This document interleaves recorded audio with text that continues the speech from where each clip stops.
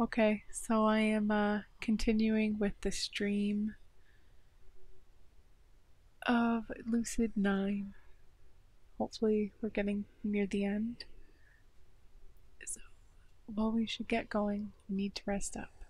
She reaches out a hand as if to pat me on the shoulder, but suddenly withdraws it, looking away. Bye. She quickly runs out of the room. Elizabeth snorts, but her features eventually soften into, dare I say, admiration. Rescuing Rui was an admirable feat, Yami Ishimoto. Utterly batty, perhaps, but admirable.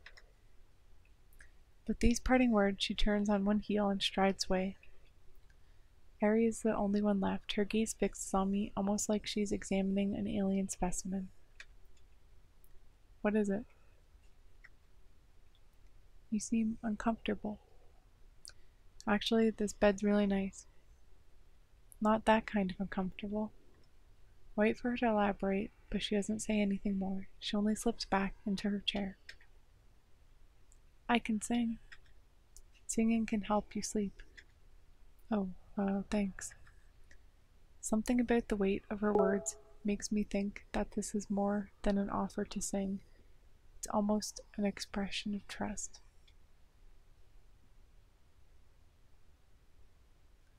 Oh wait, you know what? I'm gonna save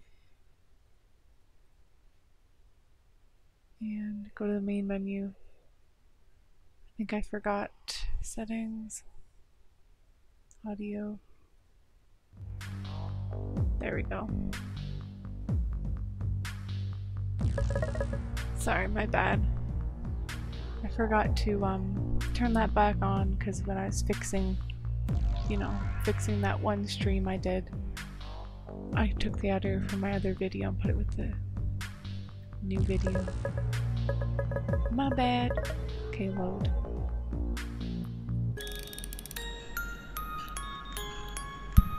Something about the weight of her words makes me think that this is more than an offer to sing.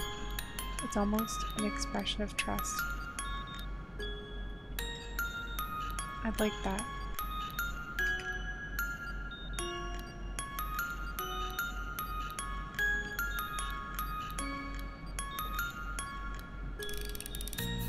Mary smiles, just the teensiest bit, and closes her eyes. The intricate melody that spills from her lips practically eases my muscles into butter. I'd forgotten how nice her voice sounded. It barely takes me any time before I've slipped away from consciousness.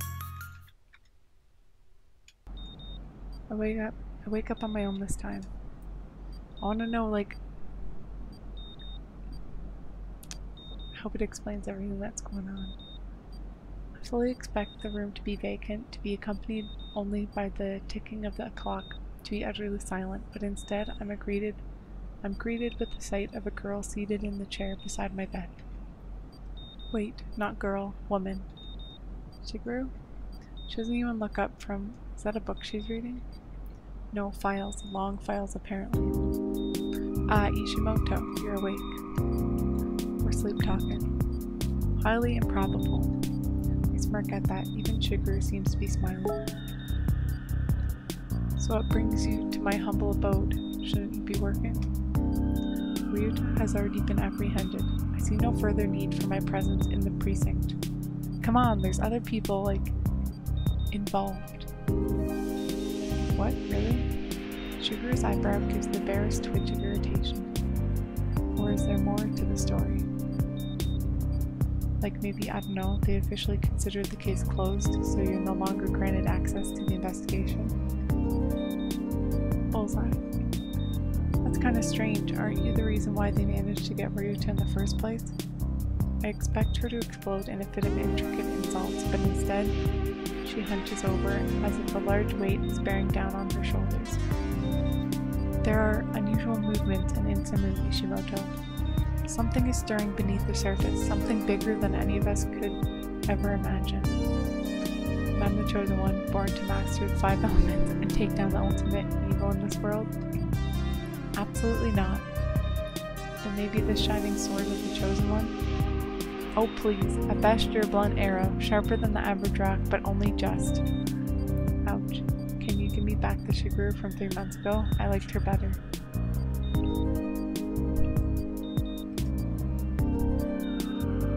I'm afraid she will never make another appearance. But when she snaps the file shut, her smirk softens into a genuine smile.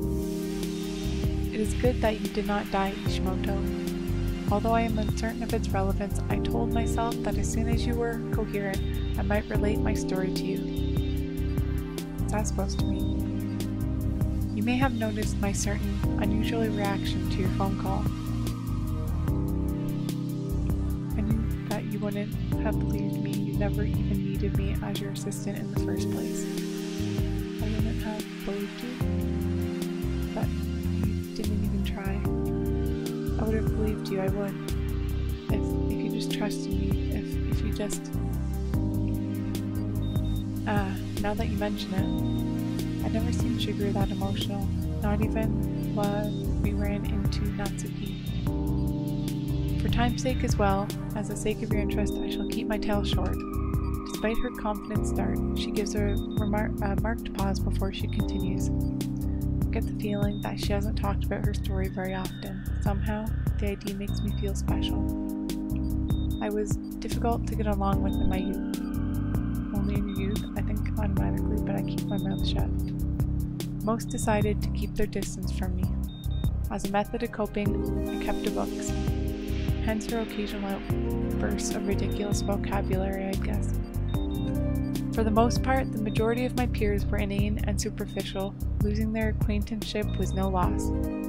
However, one day, a boy approached me. The very traits that others hated so much about me, he found fascinating. He became my truest friend over time. I have few memories apart from him. We even decided to engage in matrimony as we studied in university. After, of course, we found stable jobs. I finished schooling within 2.5 years, at which point I began my detective agency. Wait, 2.5 years? That sounds crazy. She must have taken max units, enrolled in classes over intern, studied without breaks. I dearly love my field of study and greatly look forward to my field of work. Aside from the late nights, it was of no difficulty. Somehow, I find that hard to believe. I wonder if he was one of the, before you had to kill them or something. Those, whatever killings, whatever they're called. At any rate, one of my first cases was worked in conjunction with the police. There was a particular vicious triple murder closely related to the family of my betrothed. He put forward a suspect. I believed his mind to be clouded by emotion and disregarded it. So he left and found another detective. I once had the idea that must have really hurt her pride. Shiguru notices my reaction and raises an eyebrow. It was a sore betrayal, Ishimoto. My pride was not the only aspect that was in pain. Maybe akin to Rue losing trust in you, even though you thought that she, of all people, would continue to support you. Just the thought sends me reeling. I quickly decide to not consider it again. The suspect that my betrothed put forward was eventually, as I suspected, found to be innocent. Except, no sooner after receiving his verdict, the allegedly innocent man tracked my betrothed's residence and... She pauses. The edges of her expression crumble. She holds strong. There was another murder that day, one I could not handle. Oh. All I wished for was to take back my actions. I wished that he had believed in me, and that I had believed in him. It's when I had run around by myself, when I had planned on facing Ryuta by my own initiative. No wonder she was so panicked. A repeat in history, a sickening time loop. Luke, Shiguru doesn't deserve that. Thank you for telling me. She only shrugs wordlessly. It may help you resolve when it comes to Rui. Learn from my mistakes, Ishimoto. This is my gravest instruction. What do you mean? What does it have to do with Rui? Leave no regrets. That is all I mean. No regrets? Is she telling me to start dating Rui just like everyone else? The thought seems odd, kind of trivial. Maybe the past 3 months contribute to that. Shiguru notes my uneasy expression and stands to her feet somewhat abruptly. Regardless, there are other matters I must see to, but you have earned a well-deserved rest, as well as this. She extends a flat white envelope to me stamped with pay stub. Wait, what's that? Your pay. I dare say it's deserved. But you never said you'd pay me. I mentioned it multiple times actually, you simply did not listen. She pushes the envelope into my hand. My fingers numbly accept it. Oh, wow, thanks. It's unexpectedly generous of her. Farewell, Ishimoto, rest up. She whisks out of the room, leaving me with the envelope. Well, I'd never thought that she'd actually pay me. She didn't seem like the type. Well, she did. Whoops. Hesitantly, I tear the envelope open and unfold the sheet of paper inside. It's an official-looking invoice with 3 printed lines, accompanied by a scribbled note. Income, blah blah blah, theme park, blah blah, debt. Oh, that's funny. However, as my magnanimity knows no bounds, I shall benignantly waive your debt. Hahaha. I should have seen this coming. That's actually kind of funny. Very well, Ishiyama, let us depart. Really? And you're paying for everyone? Oh yes, with your future wages. I should have known something was up the moment Shigeru started complimenting me. Nevertheless, I'm chuckling to myself even as I slip the pay stub back in the envelope. That's definitely more like Shigeru. Still grinning, I settle back for some more sleep. I note with satisfaction that the heaviness in my limbs is much less substantial than before. And I wonder how those people are doing, like the brother and sister that, you know, were beat with a pipe. I want to take a soft... Oh, I wake to a soft knock at the door. Huh? Someone actually knocked? Who would have thought? Come in. This time it's Misaki who slipped through the door. She wordlessly walks over to my side and embraces me. I stiffen awkwardly at her touch. Miki? What? I'm so glad you're okay, Yama. When I heard they were allowing visitors, I rushed here as soon as I could. I was starting to think I would never see you again. She drops off into silence for a moment. I feel her fingers clutch at my hospital gown. Yahiko and Masato told me about the investigation, about your involvement with the case. Yeah, sorry for not telling you. You didn't have to. I just wanted to say you did well, Yama. The simple words made my throat swell. Before I can respond, she releases me, settling in the chair nearest my bed. I immediately take note of the stress weighing on her features. She looks a lot more tired than I remembered. Something wrong? It's just something about the case still worries me. Have you heard about the recent uproar on Pattern? Can't say that I have. Well, it seems that the murders caused a political firestorm. People are angry at how the government handled the incident. Wait, why is the government getting backlash? Aren't the murders a local issue? Misaki shakes her head. After his re-election last week, Mayor Inori held a press conference. According to reports, Mr. Ayuta was an immigrant. Not many people are happy that a foreigner was able to murder innocent civilians within their borders, so the mayor blamed Japan's government for granting amnesty to undocumented workers to compensate for the financial crash of 2007. He even proposed for Ansamu to break away from the country's incompetence by becoming an independent state. I can only remain in stunned silence at his revelation.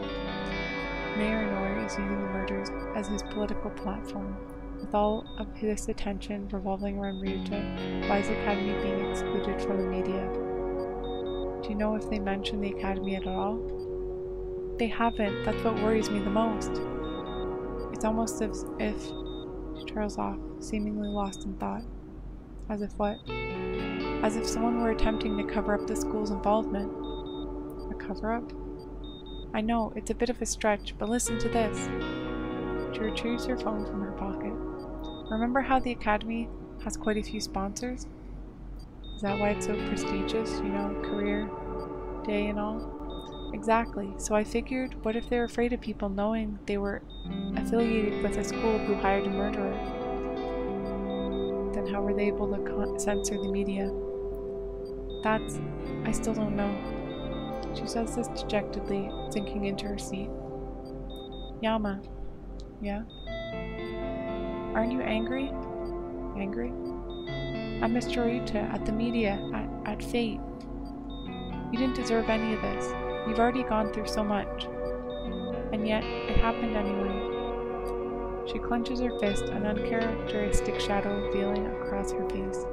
Maybe she's right, maybe I should be angrier, but all I feel right now is just relief. You shouldn't, Yama. Because as far as we know, they didn't find the person helping him. The mole. Everyone's safe, that's all that matters to me. I see. She expels a heavy sigh. Seeing her this distraught is a little unsettling, to say the least. I guess these past few months haven't been easy on anyone, even Misaki. She should be fretting over entrance exams or modeling stints or social drama, not over her friends almost being murdered. This somber thought prompts me to ask her about school. Since the academy's closed, do you know where you'll be transferring? No. The shift in her eyes tell me she hasn't given it much thought. Have you been studying at least? Aren't the university entrance exams coming up soon? Who are you, my teacher? I'll take that as a no. School hasn't been my priority lately. It never has been, to be honest. So you're not worried about getting into university? Not really. Now that I think about it, she never explicitly said she was planning to attend. So what are you doing after high school? The words slip from my mouth before I'm able to grasp what I just asked. How ironic. I never expected I'd be the one to ask this question. I don't know. What about modeling? As much as I enjoy it, I don't think I'm fit for it. Why not? I thought you loved your job. I do, but... She diverts her gaze, twirling her phone between her fingers. I went into the business for the wrong reasons. I thought it was an opportunity to experience something new, you know? I thought it would be easy. But it's not. I can't cope with the stress. I can't focus. I'm always irritable. Tell me what company would want someone like that. Miki, you're not. But it's true, Yama. You've seen it. I never really think these things through. I just don't know what to do anymore. As strange as it is, Misaki seemed genuinely concerned. I take a moment to really consider her situation. Misaki, I know, couldn't care less about failing, as long as she had fun doing what she wanted. That's all that mattered to her. If you really love being a model, then keep doing it. If you lose interest in that, you could always try something else. For a moment, Misaki's expression is unreadable. I'm afraid I've said something extremely cheesy, but she flashes me a bright smile. Wise words for an old man. But she's a year older than me. Oh, she's a year older than me? Thank you, Yama. Don't mention it. For some reason, the sincerity in her voice flusters me. Usually she's the one giving these kinds of pep talks. I suppose I should let you rest. I still need to speak with Rui. I'm sure you'll be alright? Yeah, thanks for stopping by, Miki. Of course, rest well, Yama. After flashing one last smile, she strides out the door. It was surprising to see Misaki so anxious, but then again, it's only natural considering everything that's happening. The academy is being excluded from the media, the citizens are fed up with the government, Mayor Inori is calling for sovereignty. It seems change is imminent for Insamu. The fact that the murders have garnered so much attention on this scale still boggles my mind.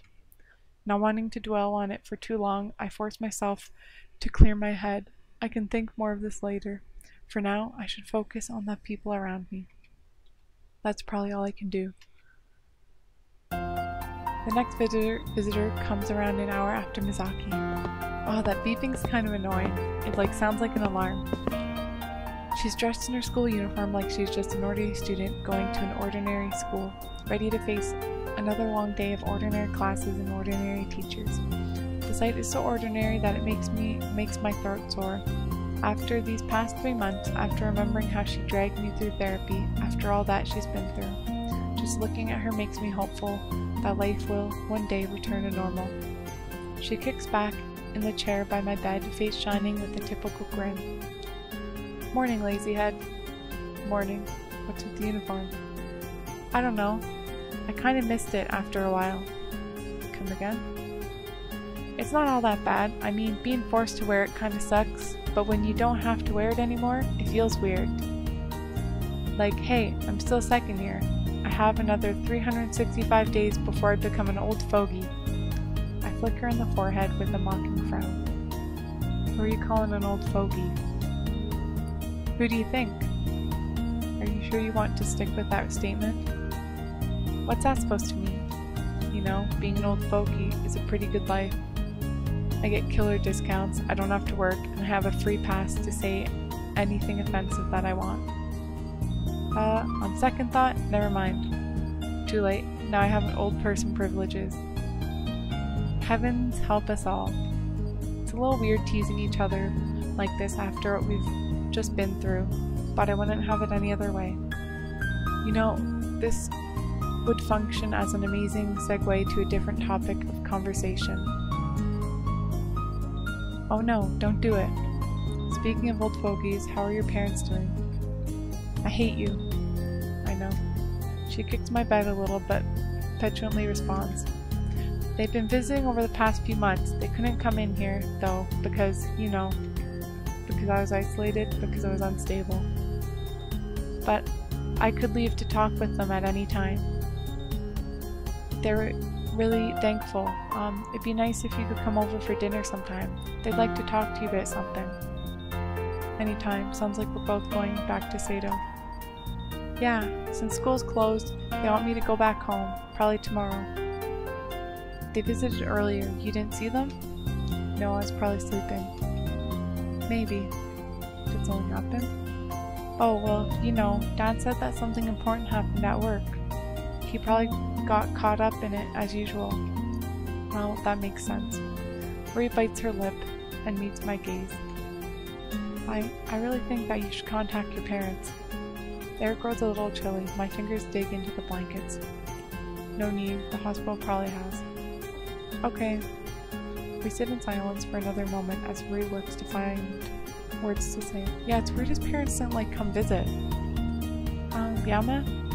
The door suddenly flies open and familiar faces pour in the room. Yahiko, Masato, Misaki, Akira, Elizabeth, and Eri all race to my bedside.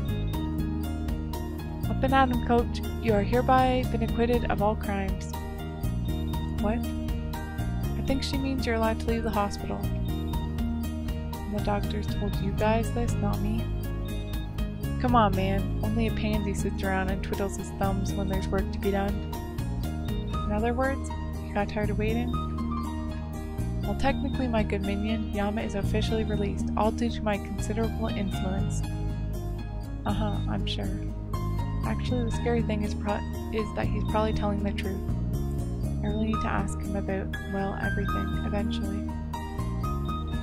Oh, get up already. Elizabeth suddenly seizes my arm and pulls me out of bed, shoving a handful of clothing in my face. Get dressed. We've something to show you. The others smile excitedly, poised on the tips of their toes. Rui grins encouragingly. Lead the way. After giving me a few minutes to change into a spare uniform, we check out of the hospital and clamber into a limousine, supposedly paid for by Yahiko. The group is in a chatty mood as we wind down the streets of the familiar shopping complex by the academy. Laughter, jokes, and teasing chase away the tension in the air. We stop in front of Cafe de la Paix where Yahiko bounds up to the door and opens it with a flourish. Huh, deja vu. After you, my good minion. I'm floored as we step through the door. Colorful streamers and balloons are plastered around half the cafe, decorated letters claiming "Welcome back, heroes," hanging from the ceiling. In a stark contrast with the slick and sophisticated furnishings, but that doesn't stop my gratitude. This is for us? I certainly don't see anyone else. You guys... Rui covers her face with her hands. I just thank you. Aw, it ain't nothing. Just a couple balloons and streamers. I wanted to rent a dragon, but Elizabeth said it'd be a fire hazard. Not to mention the minor problem that dragons don't exist anymore. Hey, don't forget who's paying for all this. Praise me. Well, Wow, to think that he would actually say that out loud. Thank you for your generosity. Elizabeth says these words plainly and honest. Could they actually be getting along? But of course, my lady, this is pocket change in comparison to the Akira family treasury. Elizabeth's good mood quickly falters, but Misaki's eyes light up in realization. Pocket change? Akari wealth is insurmountable, lovely maiden. Truly your generosity is unimaginable. How kind your spirit is to provide our lowly company with a bountiful feast of refreshments. Wait, refreshments? Ah, so you agree. The hospitality of an Ikari is beyond measure. I shall make certain that all of my followers learn of this. All of your followers? Okay, Miki, that's just evil. I believe that 8 orders of high tea will be sufficient for our party. High tea? Now, time to rate that pet.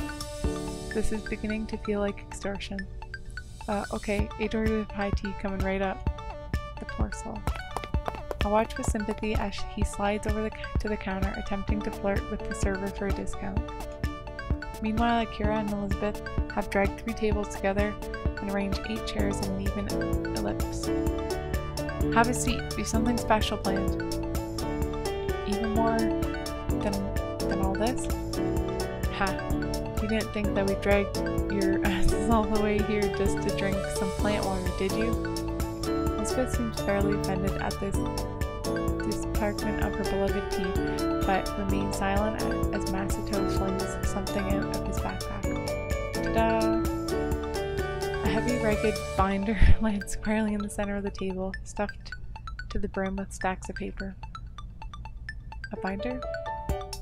Oh, the last time I saw one of these was during the Edo period. It ain't that old. We're all surprised when Eri suddenly snatches a binder, flipping through it like a madman. She smiles, the closest thing I've ever seen to a broad smile from her. It's an RP? Yeah. Can I be GM? Her eyes are almost shining. I've never seen her so happy before. Well, sure. I was gonna do it if no one wanted, but I want to. Huh? Role-playing? Who would have thought? I didn't know you liked board games, Masato. What? This ain't a board game. This is an artifact of story creation that weaves intricate tales of hero's development. Me and the boys at home played it all the time. Little Hibiki had to be healer, though, because he couldn't sustain a good pounding. I have an ominous feeling about this. How exactly did you play RPGs? Acted it out, of course. How else are you supposed to play them? Oh boy. Who needs dice anyway? This way. It's all down to skill. No. Dice are imperative. This firm word from Eri shocks us into brief silence. Dice are pansy. Well, hey, you're GM. That was frightening. For a moment, I swear that Eri was radiating a death aura. It might be best to get on her good side. So, what should we do first? You must create a character. Wait, I must develop a world lore. Eri narrows her eyes in concentration for a brief moment. Steampunk setting. You are in Akira Metropolis, a bustling city where clockwork machinery see to your needs and humans find ways to reach the heavens. Your fortunes are blessed, placing you squarely in the middle class. The metropolis is enlightened and thriving of this. You are grateful. Please choose one of the following classes. A knight, a powerful yet cumbersome fighting type. The heister, a rogue of sly mind and wit, with nimble feet and fingers. The alchemist, a master of magical artifacts and elements, with a scientific twist. The doctor, a knowledgeable cleric. Generally, for girls, the musketeer, a champion of firearms. The engineer, an inquisitive innovator of ingenious inventions. The entertainer, vulnerable to battle but charming and convincing. Wait, did you really come up with that in just 5 seconds? How? Wow, they all sound so fun. I don't know what to pick. Ain't it obvious? There's only one good class. Here we go. Time for mercenary Masato, the unbeatable fighter. The doctor. Wait, what? Masato, you know that the doctor is the healing type, right? What, you think I'm an idiot? I've always wanted to be the cleric, but they always made me be the fighter, Wow, this is getting interesting. Very well, Masato Doctor. She doesn't even seem phased. As for me, I'll be a heister. Sounds exciting. And I'll try my hand at a musketeer. That fits with your aim. She whips in my direction, ready for a snappy comeback, but then realizes that I was complimenting her. Oh, thank you. Her aim was really impressive. I'll be an entertainer. Oh, so useless? We say that when we're in a foreign nation and the only thing keeping us from the chopping block are my liar skills. An entertainer could be really useful. Not that I'll say that out loud. So, Dr. Masato, Heister Akira, Musketeer Elizabeth, entertainer Rui. Yama, Misaki, and Yahiko remain. Yama, why don't you pick first? Sure. I review the list of classes in my head. Logically, we should probably all pick different classes so that we're a well-balanced group. That leaves me with Alchemist, Engineer, or the Knight. Being a Knight sounds like I'll just have to do a lot of fighting. Being an Alchemist sounds really cliche. I guess I'll be an Engineer. What do they do exactly? Engineer stuff, of course. Yes, Akira, so I got it. In that case, I'll be a Knight. What? And an Alchemist? Being an Alchemist sounds so boring. Knights are much more heroic and daring. Well, that's no surprise. Now to start. Whoa, hold up. Yahiko suddenly pops next to me, apparently done with ordering the budget-breaking 8 high teas. Masato, my man, I thought we agreed that we don't need to use pen and paper. We did? Without responding, Yahiko reaches into his own backpack and displays something. No, some things are on the table. Merry Christmas, everyone. It isn't Christmas. Yahiko's gifts are sight codes, gleaming with the shininess of newly released product. Where could Yahiko have gotten these? Technically, they're just prototypes, but they should work amazingly well for our purposes. As we fit the futuristic spectacle over our eyes, Ari taps the table with impatience. Yahiko, you must pick a class. Well, strategically speaking, you should pick the remaining class, which is an alchemist. Your command is my wish, milady. Whoops. I went by. Oh well. Well, if you insist. I'm 0.0017 kilometers tall. Eyes of blue as an Egyptian oasis. I was crafted by angels and fell from the heavens. My clothing is skin tight, which helps pronounce my amazing figure. What strikes you speechless, good minions? My dash and good looks? That's not exactly how I put it. Hey, I have a great idea. Why don't we get started, Ari? Thank you, Rui. This is not an idea at all, but very well. Our very literal GM proceeds to close her eyes, speaking in a soft, rolling tone reminiscent of the most skilled storytellers. You receive a letter promising power and prestige if you will simply enter the caravan tower at 20 and ask for iron. What shall you do? Go, of course. Ought to waste a moment of time. I agree. Full steam ahead, people. While power and prestige is all fun and dandy, but there's money involved, huh? I'm a heister, see? All we care for is them shinies, huh? She's barely understandable. I'm not putting up with this throughout the entire RP. Wait, Akira. If it's steampunk, we shall speak in British accents. Looks to kill Elizabeth would currently be my murderer. Don't you dare, Yama Ishimoto.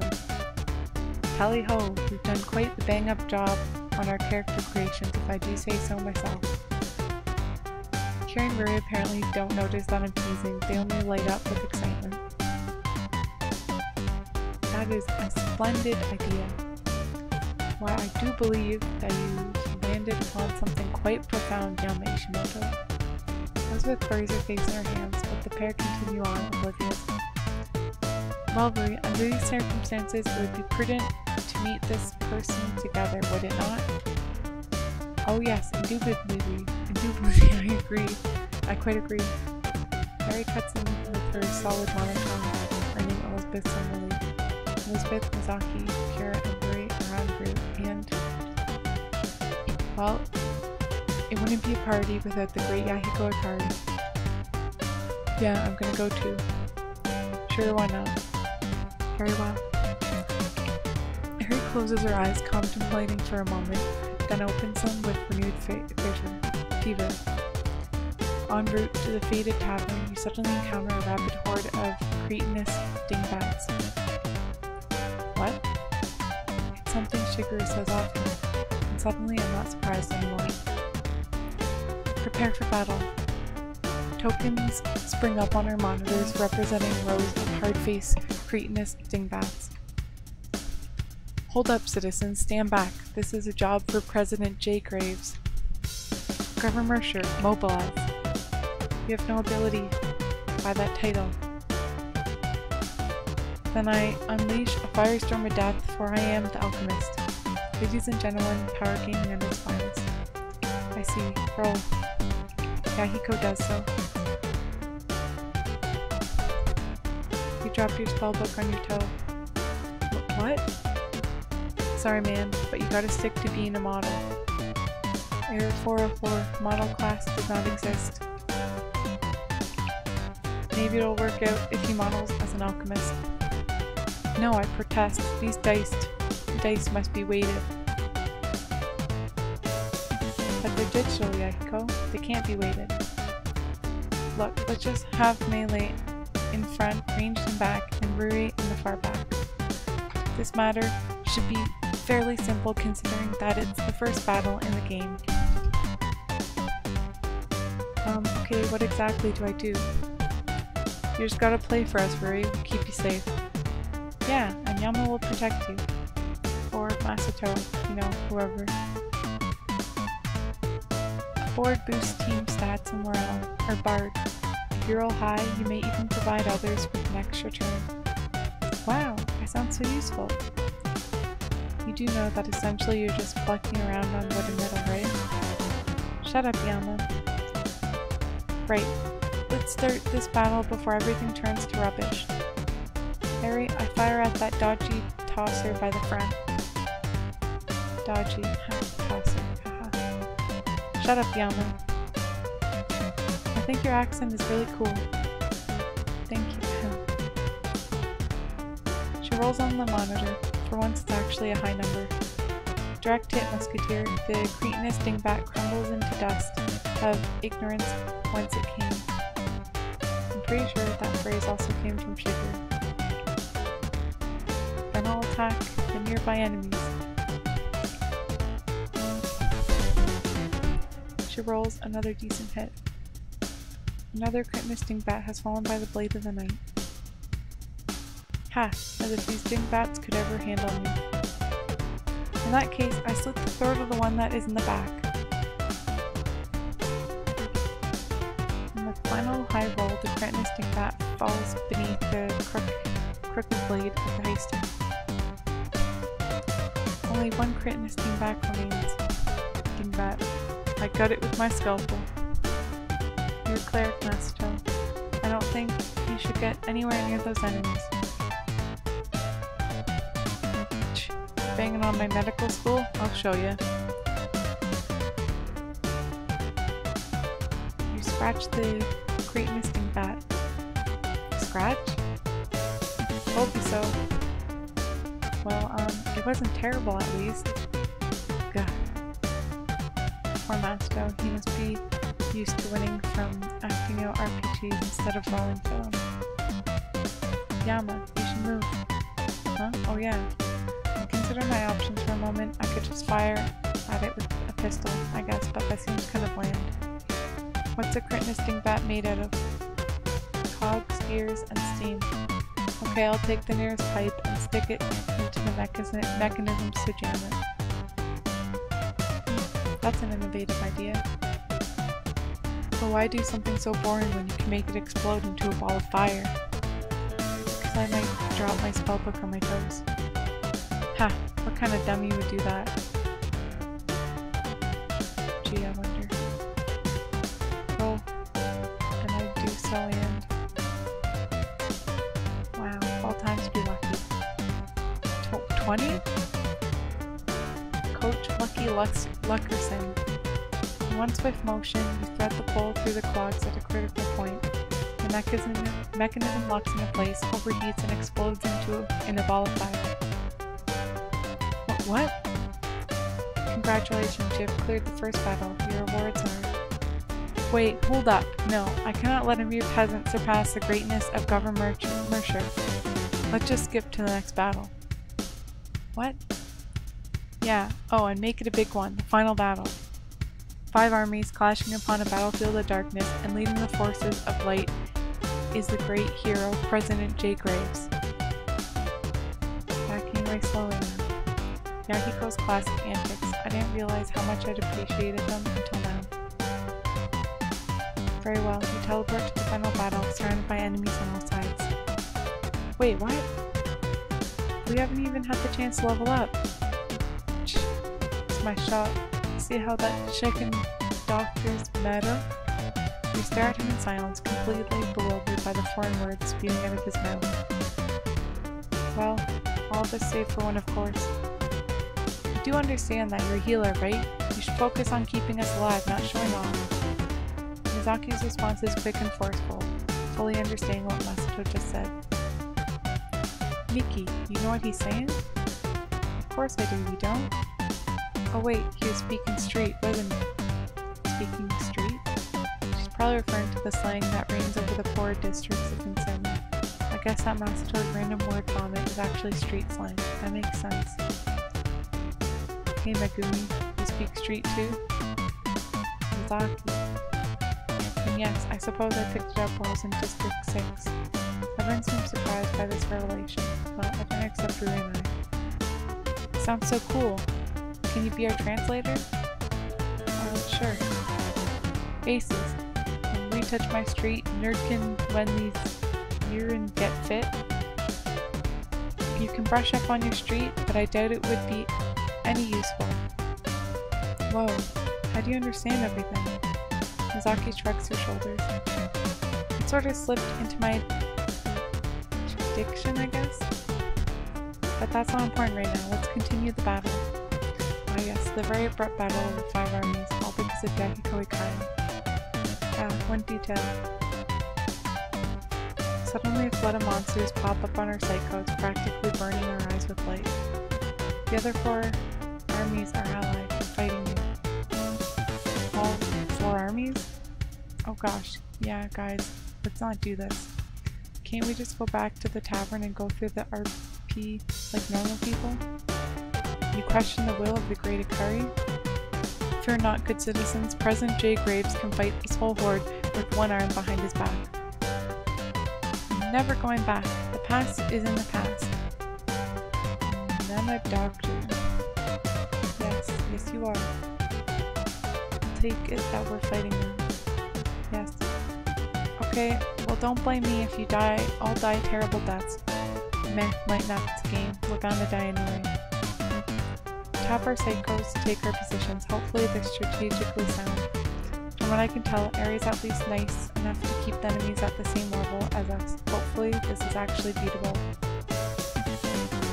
Ares suddenly moves her icon in front of ours, pacing it back and forth like a war general speaking to her unit. The day may come when the courage of men fails, when we forsake our friends and... No, Akira. Aw, coach. What's the fun in having a final battle if you can't have the epic speech? Why do I suddenly get the feeling that we've had this exchange before? Whatever, make it quick. Fine, I'll make it a little more interesting. Men, women, ask not what your country can do for you, but what you can do for your hippopotamuses. Wait, what? This day we fight. And with that, Harry, I'd like to pickpocket the nearest enemy.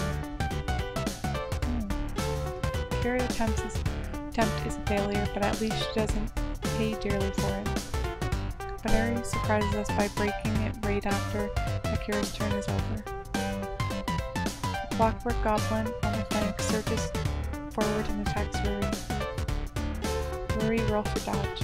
Immediately the token on our screen darts to the vulnerable backline, where Masto and Rory are wide open. Akira, your move left our backline wide open. Relax, at the very least, my dex is pretty high. She presses a finger to the frame of her sight coat. The fateful die lands on her display. A 1? Are you serious? Great galloping gophers. Even with their substantial modifier, Rory, you did not dodge. You must be really unlucky today. No wait, there has to be some kind of mistake. Unfortunately, dear Rory, the mistake seems to be yours. No man, saw your slip. Do it up.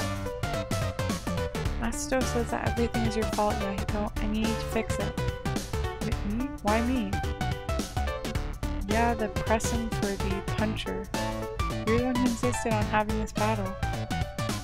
Okay, I'll fix it. No wait. I'm sure Yama will be more than happy to revive Rory using mouth-to-mouth resuscitation. What? Yama, all of strength, dexterity, constitution, and intelligence modifier. No, in real life. We have no physical ways. I mean that he should do CPR and brewing in real life. What? Oh, this is getting interesting. You guys can't be serious. I have no opinion on the matter. Wait, Rory's dead? Is she a zombie? No, she isn't. Hence why there's no need for CPR. Don't worry, Rory, I'll do it. Oh, gosh, Masto, there's literally no reason to perform CPR. Will do. You sound intense. Ah, someone's getting jealous. I'm not getting jealous. That's what a jealous person would say. Miki. The group breaks out into laughter at Meg's fence. Feel betrayed. Hey guys, you lay off Yama. I'll take one for the team. You know what? I have a great idea. Why don't I just, stay dead? Suddenly, a die roll on our monitors breaks the flow of conversation. Who rolled that? Not I.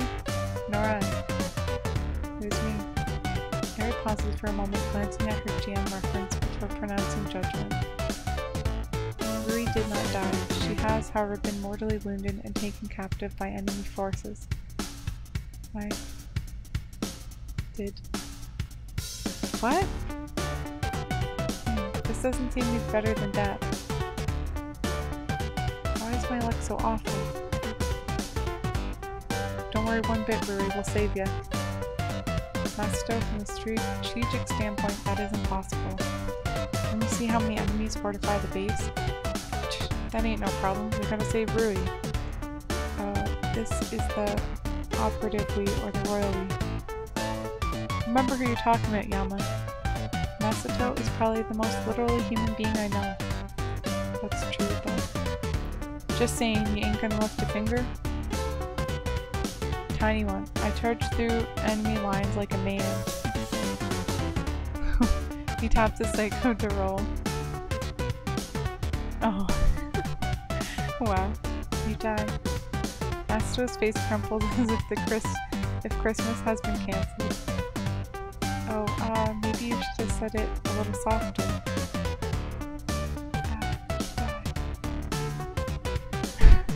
This is a good example of why you must look before you leap. Honestly, what were you thinking? Charging like a bull is quite possibly the worst strategic decision you could have ever made.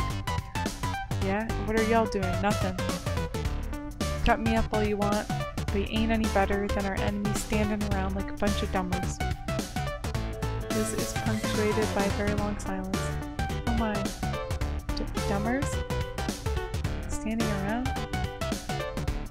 Yama, let's save Rui. I concur. We must rescue Rui at once. Roger that. Operation Save Private Rui is a go. Climb every mountain. Ford every stream. Follow every rainbow till you find your dream. Why are you guys so old? Well, coach, give us the orders. Me? It's the least you can do. You've been utterly useless thus far. I trust your judgment, Yama. Well, I don't know what possessed them, but for some reason I appreciate their faith. So it looks like we have to fight through a huge mass of enemies to get to Rui. No way around it. This will definitely take some sacrifices. Essentially, my best chance is to use the others to pull the forces away, little by little, like an elite guerrilla task force. Well, when I think about it, it's not really fair to just sacrifice the others. I'll distract them, and you remaining, make a break for Rui.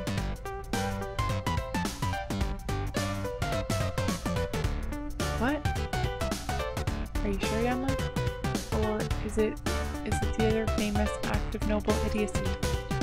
The heated fire of his love is unquenchable, even in the face of death. Simply stupidity. I know that this decision is strategically sound. Or I doubt. Just get Rui, yeah? I guide my token to the flank of the giant forces. Harry, I throw as many explosives and weapons as possible into the army to draw their attention. This is accompanied with a decent roll of herded tokens swarm around me before I can blink. We're now surrounded by clockwork goblins. That's the cue. Fly, you fools.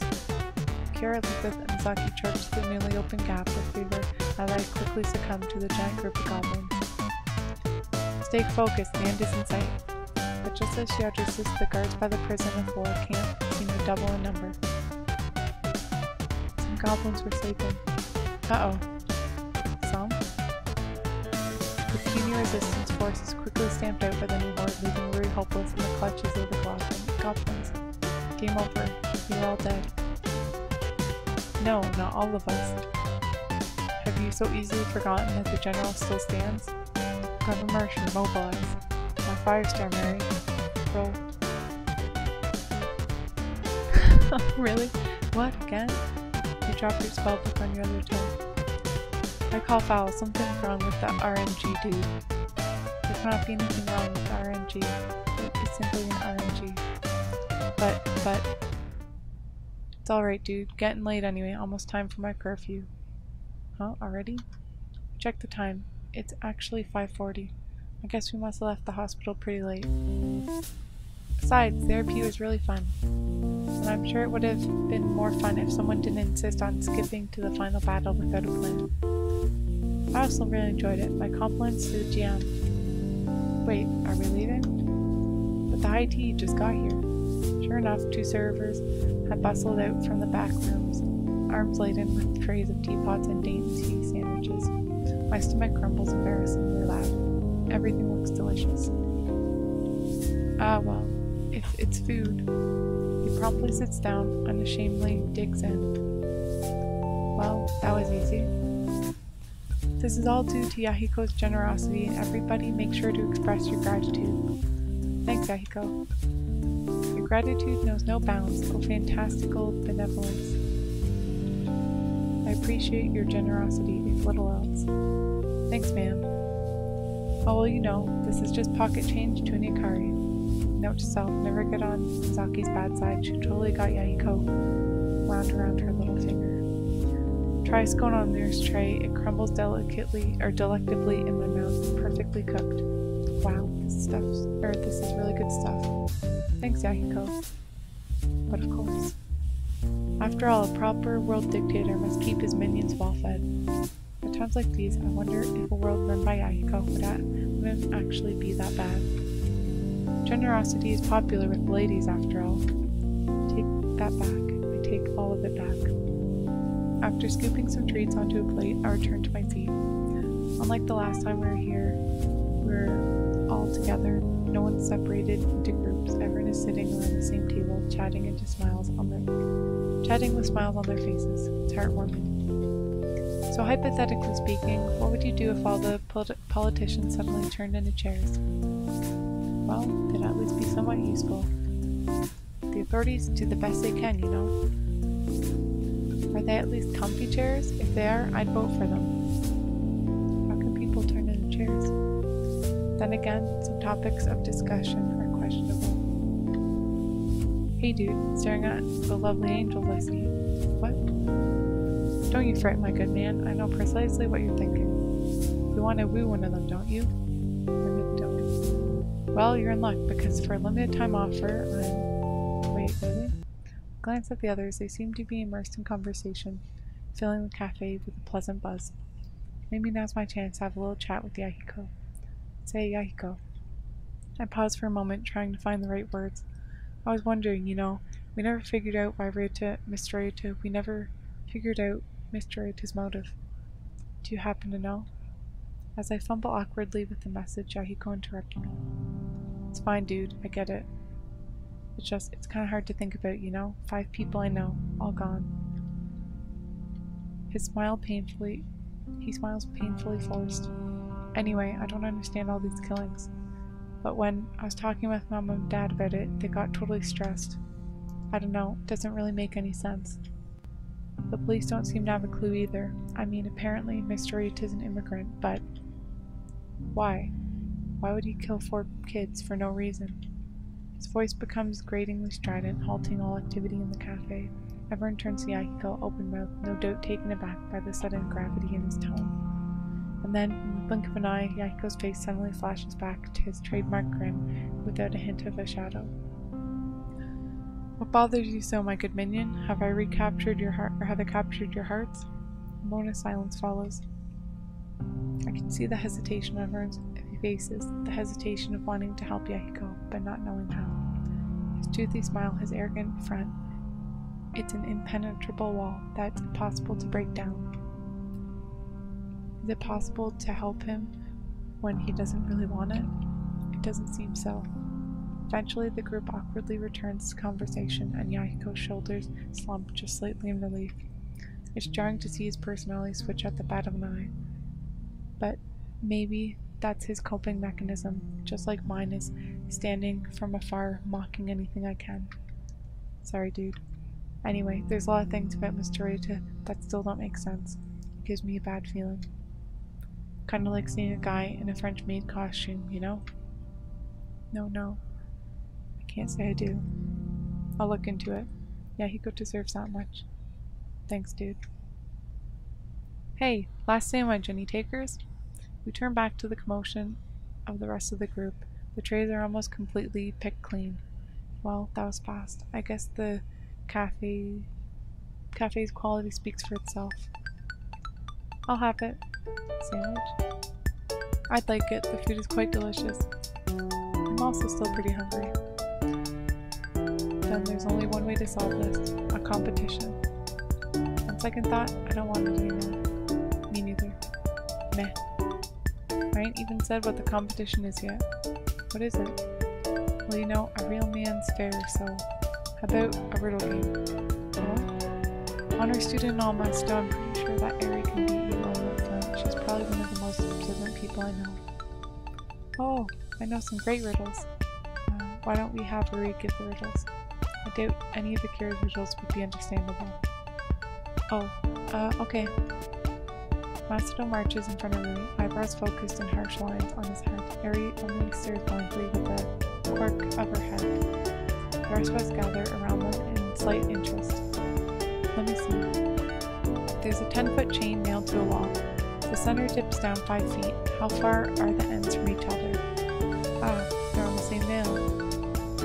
If the center's down 5 feet, that means that it's going down and up total 10 feet, which is the length of the chain. Wow, you're right, Masato. That was quick. Why would a chain be nailed to a wall? Huh, you know, maybe there's some merit to Masato's choosing a riddle competition. Okay, next. A young woman is attending her mom's funeral when she meets a man whom she falls in love with, but after the funeral, she can't find him. A couple days later, she kills her sister. Why? What? Why the hell would you do something like that against your own flesh and blood? This is a dumb riddle. You know that it's purely hypothetical, right? Ain't no kind of answer for that disgusting riddle. Didn't the woman want to meet the man at her sister's funeral? A pregnant pause fills the room. Yeah. Really, isn't that a psychopath test? Maybe she heard it before. The hell? It's dumb is what it is. What kind of shack and dumber kills her family for some shallow love at first sight? Bad riddle. Next, hurry. Okay, Mr. Pushy. Oh, I know. 4 old men sat down to play. They played all night till break of day. They played for cash and not for fun, with separate scores for everyone. When it came to square accounts, they all made the same amounts. Not one lost, and all gained. Now that you've heard, can you explain? This riddle has our entire group racking their brains. Same amounts? Played for cash? Maybe by a highly improbable chance? Oh, I see. That's quite clever, Rui. Oh, what's the answer? Simply put, the men... No, shut up, till I solve this. Elizabeth snorts and rolls her eyes, but stays quiet. Masato begins to pace in agitation as Harry stares longingly at the sandwich. Oh, I know. They were playing day play. The bank robbery game? Yes, they played for cash. They had separate scores, but they earned the same amount. Or, as sensible as it is, I highly doubt that this riddle has anything to do with video games. Sorry, that's not technically the answer. Oh, I'm pretty sure that a dozen kittens just died at that moment. Ah, got it, Rui. The men are all musicians.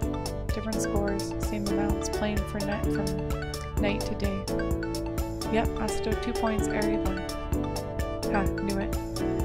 As Rui shuffles through riddles that she knows, the rest of us lean forward. Even though Masato and Eri are technically villains competing, the riddles are interesting enough for us to try. You're woken up at 4 AM by a knock on your door. It's from a friend who came for breakfast. You have bread, jam, bacon, and eggs. What do you open first? This time, now you would pause for deliberation. Everything at once, of course. Ain't no skimping on hospitality. No, sorry. It's not even physically possible to open 4 containers simultaneously. You ain't ever been real hungry, have you? Okay, Eri, here answer. Don't you open the door first? Otherwise your friend will be outside. That's right. Oh damn, should have seen that one. At least he has the dignity to acknowledge this loss. You know what this means. Ladies and gentlemen, we have ourselves a tiebreaker. Can I hear it for Team Marvelous Massa? Oh yeah. The cafe falls into a deadly hush. Time ticks on. Right. How about Team Tiny Girl with an infinite stomach? Woohoo, go Eri. Think with brains and think with minds. Go and kick Massa behind. I'm getting a sudden sense of deja vu. All Judge Rui, it's up to you to determine the fate of this matchup. That's a lot of pressure. It looks like this would be the riddle of a lifetime. Okay, let me think. She ponders for a moment in the stillness of the cafe, then clears her throat. Poor people have it, rich people need it. If you eat it, you die. What is it? Masato opens his mouth, but Eri beats him to the punch. Drugs. Another silence. Wait, what exactly has Eri been through in her life? Poor people have it, rich people need it. If you eat it, you die. It's drugs. Well, I mean, technically speaking, she's not wrong. Very quickly whips Masato with a pleading look. Masato, what's your entry? Masato stands quietly, and for a brief second it seems like a huge burden is on his shoulders. We wait poised in silence for his fateful reply. Finally opens his eyes, enunciating every syllable with crispness. The answer is nothing. Poor people have nothing, rich people need nothing, and if you eat nothing, you die. A stoic stillness falls upon the cafe. Something about his words seem unnaturally heavy. And then Akira breaks the tension with a loud, enthusiastic round of clapping. Well darn my socks, looks like you've got ourselves a winner. Yes, right. Rui quickly snatches a lonely sandwich from its plate and thrusts it toward Masato. I hereby bestow upon thee the final sandwich. Go eat, have fun. Drugs isn't the right answer. Most people wouldn't think of drugs. Does that make it wrong? Here we go, Deep Questions by Ari Higura. Rui grins in a very panicked manner and promptly grabs my sleeve. Well, it's been fun, guys, but it's getting awfully late. Wow, I'm suddenly so tired. It must be my leg. I gotta head back, curfew. In that case, it would be efficient to all walk back together. No! Misaki, Elizabeth, Eri, Yahiko, bathroom. Time for some girl talk. Oh yes, of course. Wait, why am I included? And boy oh boy, Masato, it's getting really late. You should run back as fast as possible, right now. Huh? Now I'll just walk with... Oh, Masato, my man, let's go. Without warning, Yahiko once again grapples Masato's arm and drags him out the door. I'm not sure what caused this abrupt action, given the fact that he should love being alone with a group of girls. Just after their sudden exit, Akira leads the other girls to the women's bathroom, without another word, leaving Rui and I alone. Wow, that was really subtle. Incredibly subtle. They should become national spies. Or international. We pause. A sudden idea seizes my mind, a bit random and spontaneous, but even so. Say, Rui, can you come with me? Where to? The cemetery. It's been hovering in the back of my mind for the past 3 months. I mean, yeah. Are you sure? I mean, up until now I thought you didn't, I wouldn't want to. You wouldn't be. I want you to come with me. Okay, let's go. We head to the subway and board it in silence, riding north along the side of the river. All it takes is disembarking the subway and crossing the bridge, and we arrive. The air is beautiful here, but cold. Maybe it's solely due to the sight of an endless stretch of memorial stones, but the light feels frigid against my skin. I pull my jacket tightly around me and navigate the cemetery. Although it's been a long time, years, my footsteps easily find their way. Rui lays a gentle hand on my arm, comforting but unobtrusive. On another day, I might stop and muse at how many stones, how many different stories lie just in this one spot. Each engraving a different life, each monument a different family history. But in this moment, I'm focused on just one thing. I pull us to a stop in front of a marker by a boundary of trees, where a large stone looms from the ground and brisk letters carved into its surface. Ishimoto family grave. Mizu Ishimoto, February 1999, January 2008. The business card deposit next to the grave is stacked, long neglected over the years. I absently shuffle through a few of them. Reporters, more reporters, teachers from our school, more reporters. This is the only mark that she made. A story in the breaking news, significant for just a fleeting moment. She could have grown up to be so much more, but instead she was just a kid who suffered a tragedy. 3 months ago, maybe I would have been furious at the world. No, 3 months ago, I was definitely furious at the world. And now? Hey sis. I'm sorry that I didn't bring any flowers or incense. Didn't even grab any water. Terrible brother, aren't I? I'm silent for a moment. Rui's fingers gently squeeze my shoulder. The wind picks up for a moment and sweeps the warm air against our cheeks, almost like a single breath. If I close my eyes, I can almost see Mizu's smile, soft, open, with total understanding. She's still 9 years old in my head, hasn't aged a day. Somehow I doubt that she cares about the flowers and incense. So did you get my lanterns? I probably should have visited you sooner, but written communication is the next best thing, isn't it? Silence. Again I swallow past a lump in my throat. I've been having some problems about that day, as you probably know. I've always wished that you've lived and that I'd died. Always. Who knows, maybe if you're still around, no one would have gotten hurt. Maybe you would have caught Ryota before Shigeru and I could have blinked. That sounds like you. The 9-year-old girl in my head frowns imperiously, almost as if to say, Yams, you totally underestimate yourself. It's okay, sis. I think I finally realized moping around doesn't change the past. Pretty sad, huh? You'd think it'd be obvious, considering that I can't time travel or anything. but I think in some way all I wanted to do really was remember you, even if it meant being miserable all the time. Marie's face is coated with tears, but she doesn't say a word. I don't know why she's crying, but something about the sight is touching. So, I think I'm finally ready. I'll be moving on, sis. Sorry to leave you behind. Or is it actually that you've gone on ahead and you're waiting? I don't know, but I think you can trust me.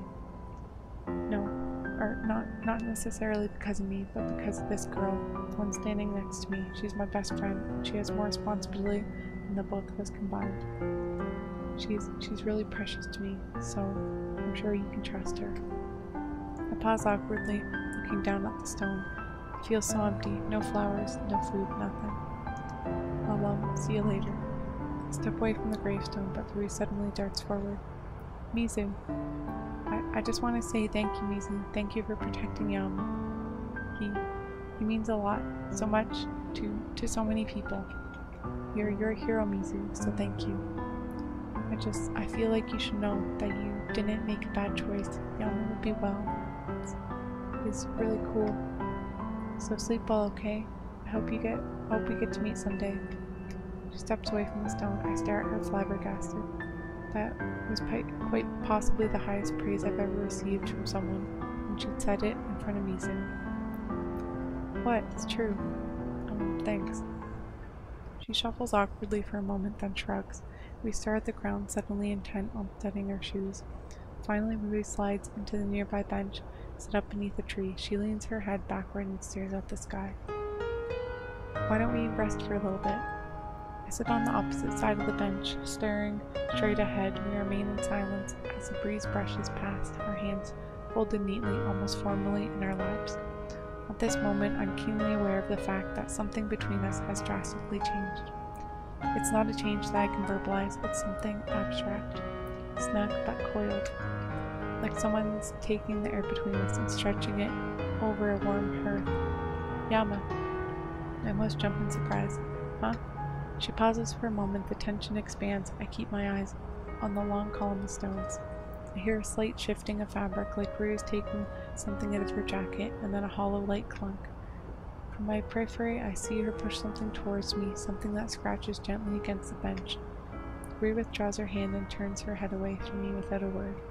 Hesitantly, I reach out and pick up the object. It's a small, long box wrapped in gold paper and topped with a crinkled silver ball.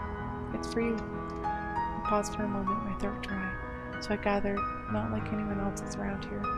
Rue remains silent, her face turned away. I gingerly raise the box and shake it against my ear. No sound. It's not like it'll explode or anything, idiot. She's not even looking, and she can tell what I'm doing. That's pretty remarkable. How many fingers am I holding it? Oh, come on, just open it. I pull the ribbon loose and work my fingers into the paper, cleanly separating the creases. The black box slides out of the wrapping and lands in my hands. It has no branding, but it's weightless in my palm. It exudes a sense of importance. What is this? If you opened it, you'd know.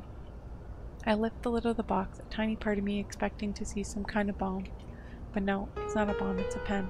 In fact, it's a very expensive looking pen with a marbled cobalt barrel and trimmings of silver on either end. I gently pick it up from its velour lining, examining it in scarlet sunlight. It lies heavily in the crease of my finger, almost as if it's pressing life directly into my skin. Everything about this pen just screams money, and somehow I don't think Yahiko bought this one. I place the pen back in the case, clearing my throat. Suddenly it's practically impossible to look at Rumi. Thanks, I try to say. Thanks for the pen. Thanks for everything. The words stop short of my throat. I cough. I awkwardly cough. Oh, wow. You opened it? This is pretty shiny. Do you like it? Why, well, yeah, it's really nice. Stupid, stupid, stupid. It's a nice pen, but it's more than that. How long has it been since I made that one dumb offhand comment in the amusement park? Brace the future, Yama. This is the ideal of technology. I'll stick with pen and paper, thanks. Ha, are you an old man? You don't even use a pen and paper. I would if I had the pen that worked. You can always, I don't know, buy one. Why would I do that? Has Rue been thinking about something so insignificant all this time? My fingers shake as I press the lid over the box, mine racing too fast to track. Rui cares. I've known about it for a long time, but she remembered something random, something trivial, something that really didn't matter.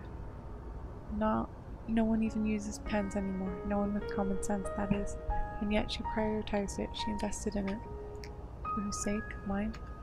I don't even know how to properly thank her, or if I can even properly thank her. I turned to her, gripping the box tightly in my hands, grasping for words. Rui. Wait. Before you say anything, I have something I want to tell you. Still facing away from me, stubbornly keeping her eyes on the stones. I only sit in dumb silence. So I was thinking about you, you know, when we argued. And I guess I realized that I don't really give you enough credit, not out loud at least. So I just wanted to say thank you. I guess I've been saying it a lot recently, but you know, you can never hear too much encouragement, right? Why is she thanking me? She already complimented me in front of Mizu, and now... Just so you know, well, everyone might tease us about it, but this is just a gift between friends. I'm just so grateful.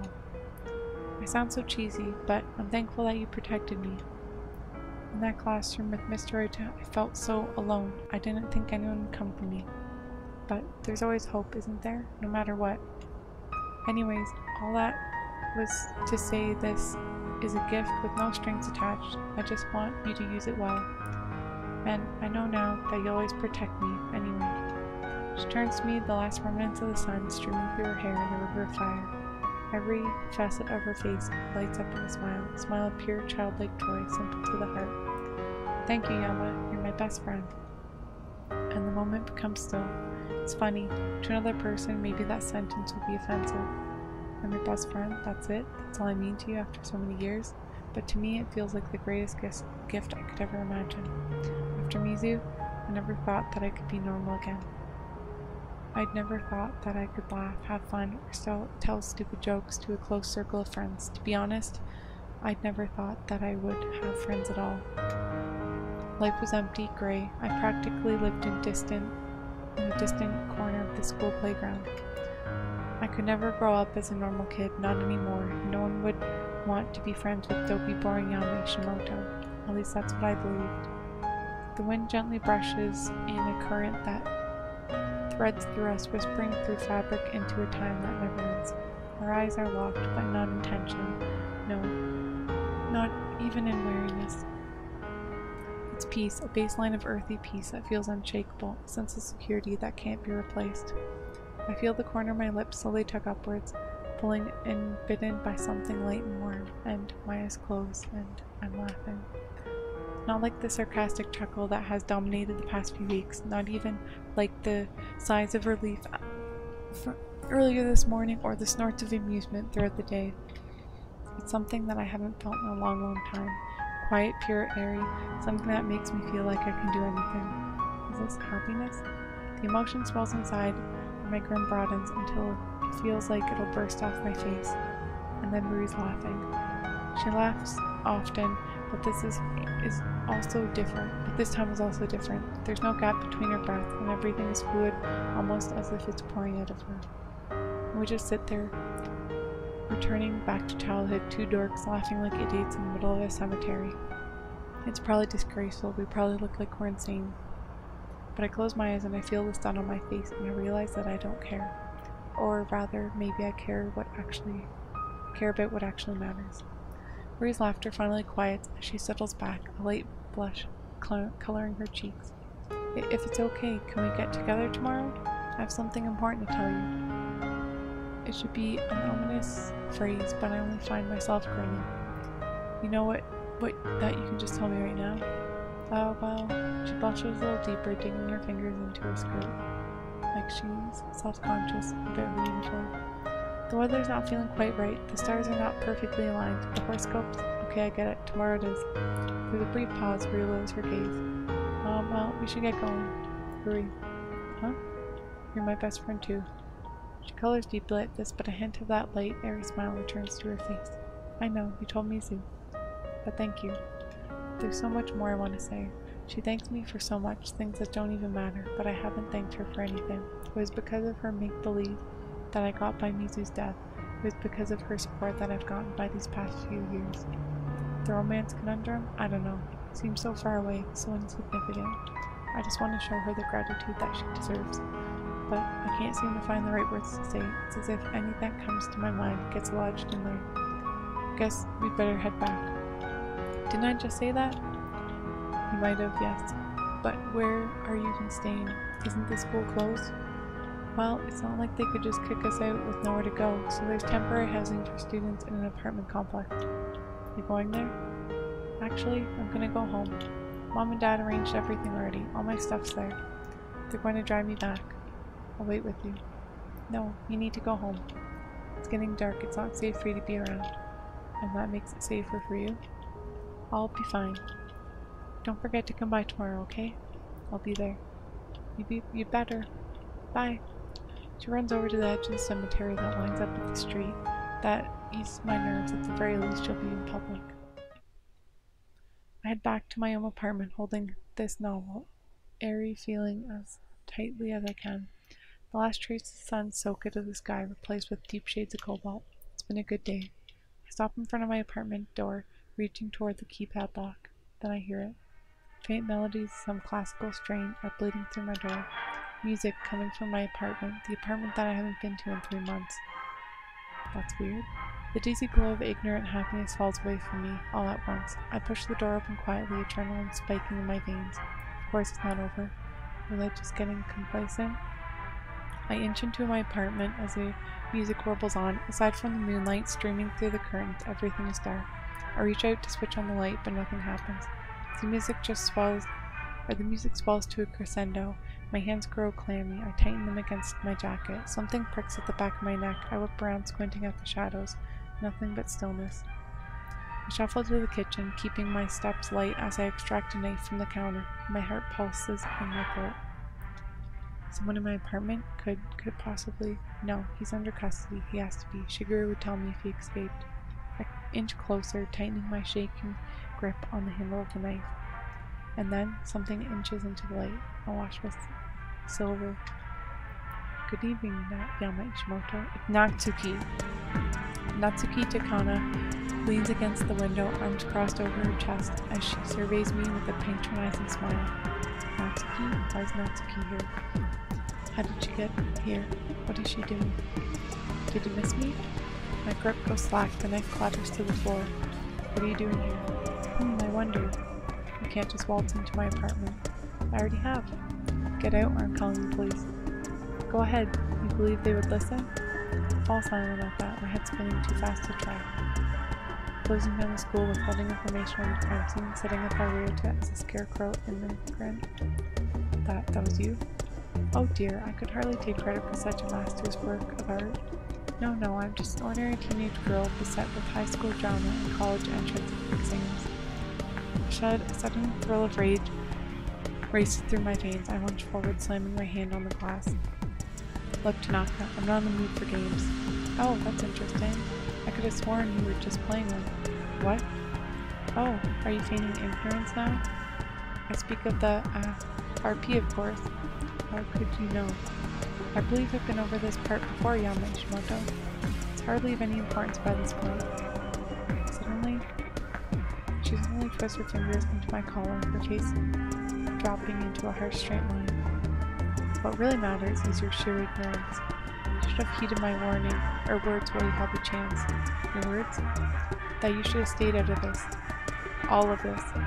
She releases me, shoving me back with surprising strength. I barely catch myself against the wall. I caught the serial killer. Isn't that what? Natsuki barks in harsh laughter. What, the little pawn? I wouldn't go patting myself on the back for him if I were you. I practically spoon-fed him into your hands. She claps hollowly, every facet of her face alight in a sardonic smile. Congratulations, Yama Ishimoto. You think this is the end? You aren't even close. She slides to the door with the cat-like grace, tapping something on her hip. The deadly fuse cuts off abruptly.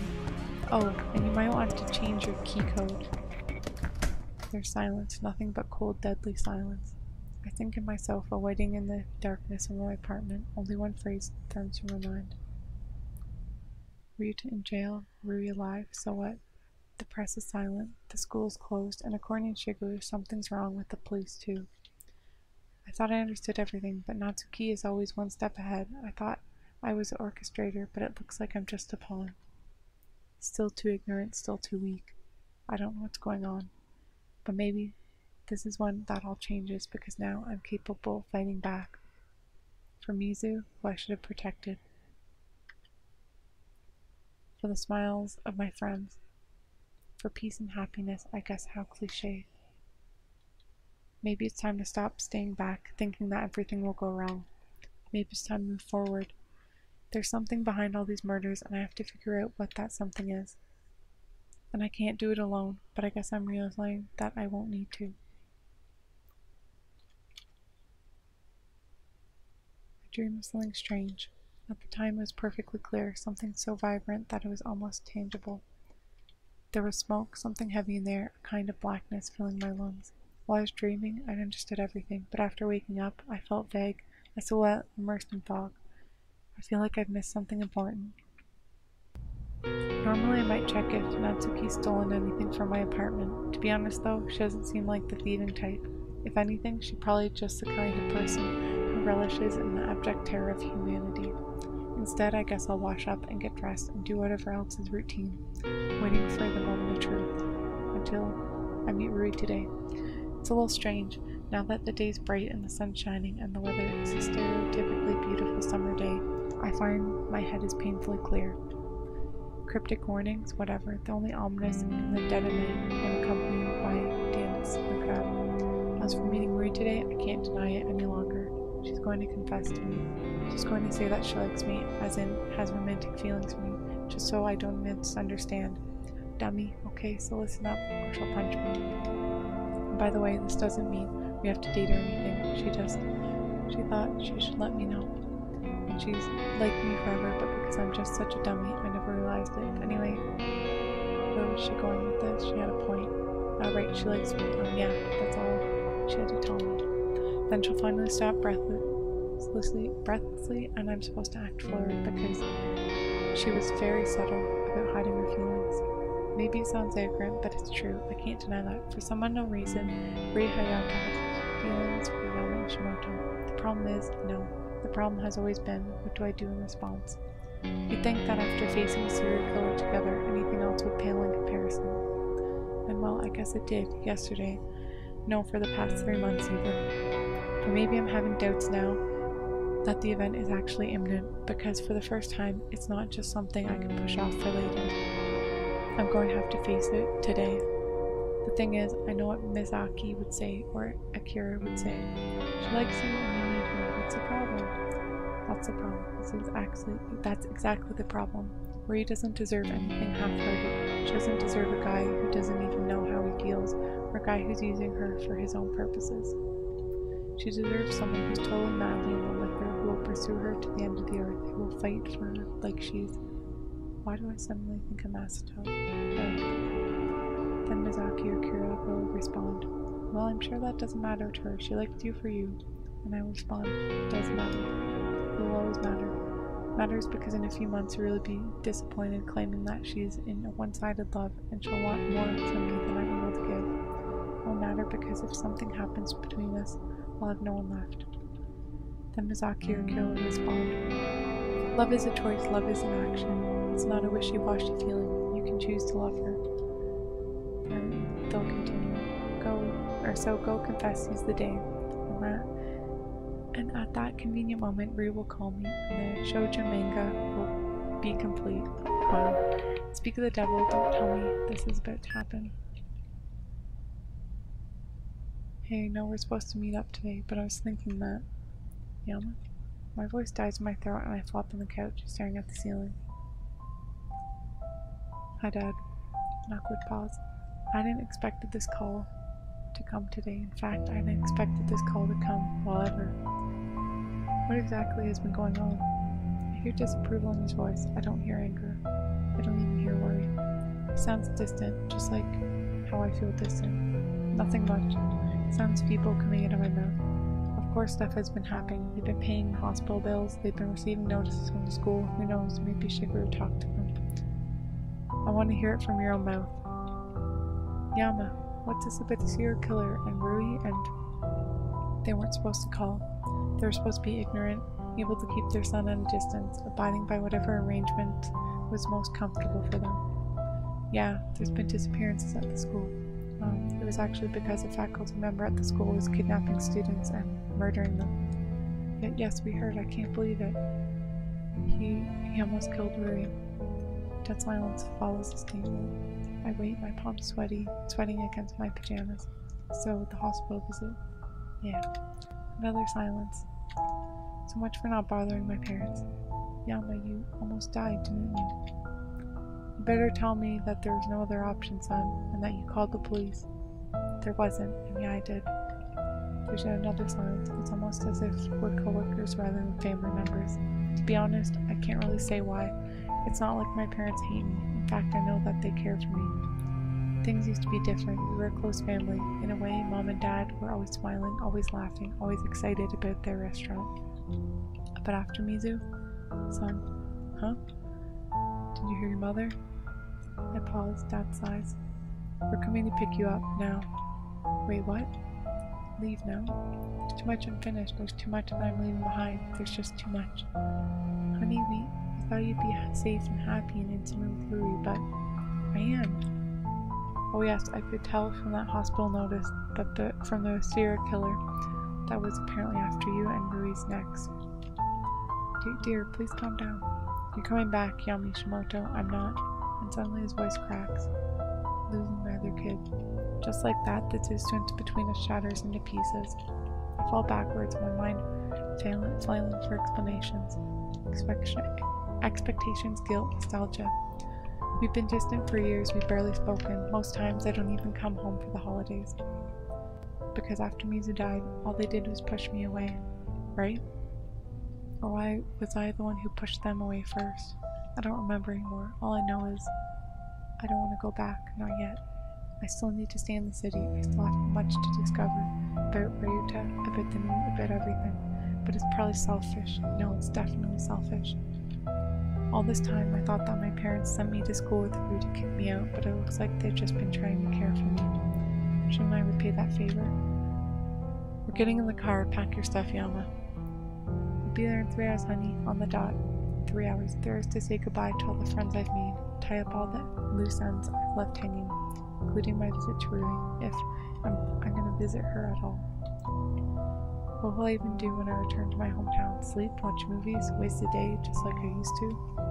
No, I might not be an instrument anymore, but it doesn't mean that I can't do anything productive from home. Okay, have a safe trip.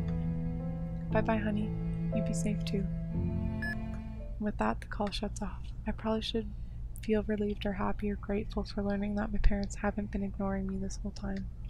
But I only feel blank. Maybe the distance is too much. Maybe it's all too late.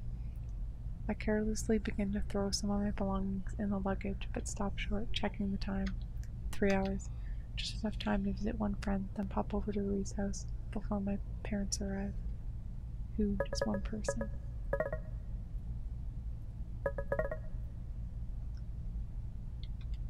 It seemed so sudden. Well then again, I guess I shouldn't be making this a big deal. I'm not exactly moving to a different planet.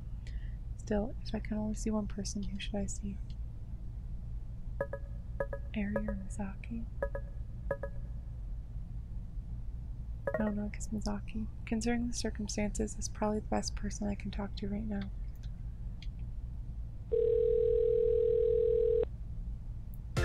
Hey Yama, what's up?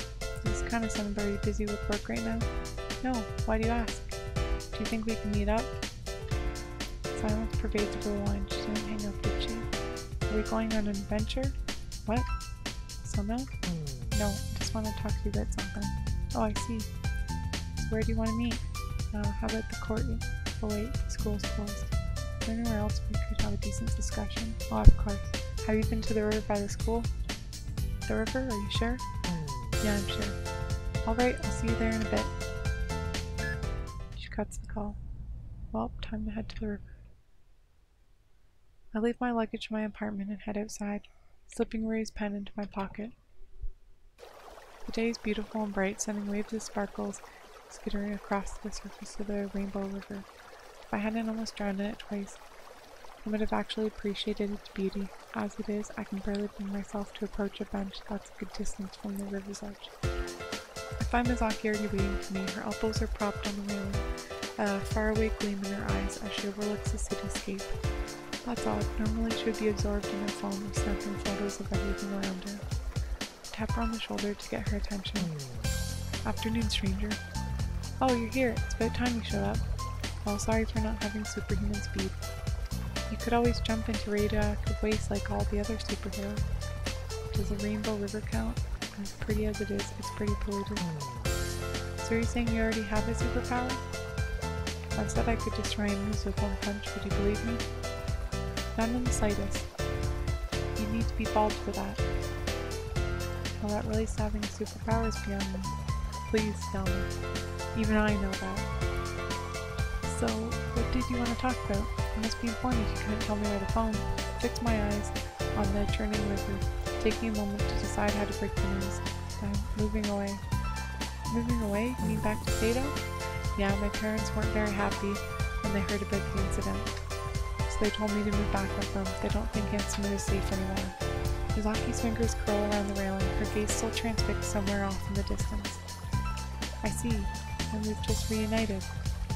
I just thought that maybe we could spend some time together. It's just like when we were younger, but I might have been getting ahead of myself. Despite your composure, there's a catch in your voice. I'm sorry, Yama. I shouldn't be this upset. I awkwardly reach forward, then step back, then settle for an awkward pat on your shoulder. I get it. I don't want to leave either. Well, I mean, it's ironic, isn't it? 4 years ago, I was going to leave, now it's you. If anyone should be upset after all this time, it should be you, not me. And yet, she lifts her eyes to the sky and tilts her head back, breathing deeply. After a moment, she seems to regain her composure. Have you told anyone else that you're leaving? I haven't had the chance. My parents are picking me up in a few hours. That soon? Yeah, unfortunately. She bites her lips, seemingly lost in thought. Yama, there's something I need to tell you before you go. What is it? She turns to face me, reaching out to hold my hands. I almost shrink back instinctively, but that would be kind of rude. Misaki was always very handsy. Thank you for never leaving me. But, I mean, leaving. That's not what I meant. She sighs heavily. I know that I'm not the easiest person to get along with. I used to drag you over with me. You always ended up getting hurt, or in trouble, or even both. And yet, you never hated me for it. She smiles wistfully, her grip tightening around my fingers. Thank you for always being there for me, Yama. That's why I love you. A sudden nonchalant declaration leaves me speechless. Misaki loved me? Since when did that happen? What's the matter? What about Rui? Oh, I love Rui too, of course. Wait, what? Is it so wrong of me to say that I love you guys? You mean you weren't? I was in what? Shook, genuinely confused, until a realization dawns on me. Oh, you thought I was confessing. I love you, Yama, but not in that way. I untangle myself from her grip in embarrassment. Then you, probably should have been using the word love. Shouldn't be using the word love so casually, Miki. How else was I supposed to know you weren't making a confession? Ignoring my anguish, Misaki slapped me on the back. A smug grin plastered on her face. You thought I was confessing, and the first person you think about is Rui? I thought you said you didn't have feelings for her.